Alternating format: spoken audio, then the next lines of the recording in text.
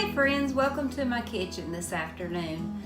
I need to make some taco seasoning and I've run out of my home mix. I do have some of the store-bought stuff in the pantry, but that's just not quite the same. So I thought I'd bring you along while I make some. It's really easy to do and it tastes delicious. And just to let you know, I plan on using this in another video where I'm going to make some burritos to freeze. My good friend Renee over at Little Village Homestead has just put up a video about the way that she likes to make her burritos to freeze for a later time, and she suggested that this would be a good topic for me for this channel. So I told her that I would give it a shot, but before we can do that, I need to make my seasoning so that I can use it in the recipe. It's really a simple recipe here that I use to make my seasoning. Now, one thing that I do is that I start off with 2 tablespoons of the cornstarch, and the reason I do that is because I like the way it thickens the seasoning when I use it in my recipes. I was getting the wrong top there. And so you don't have to do this if you'd rather not, but that's just what I like to do. The second thing that we need, and I'm looking at my sheet because this isn't something that I do make every day, so I always have to refer back, is I like to use a half a teaspoon of garlic powder. And then you need 1/4 of a teaspoon of onion powder. And that is onion powder, not the minced onion, but onion powder. And then to that, you want to take your crushed peppers and about 1/4 of a teaspoon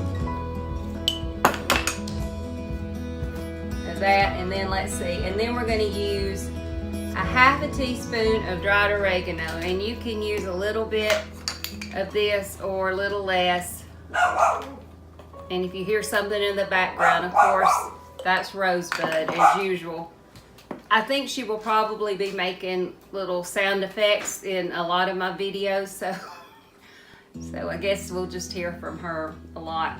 And then a half a teaspoon of paprika too.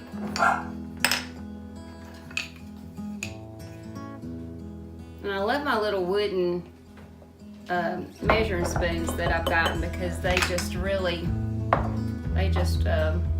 are easy to get down into my spice rack. And then 1.5 teaspoons of cumin. Well, that one does it.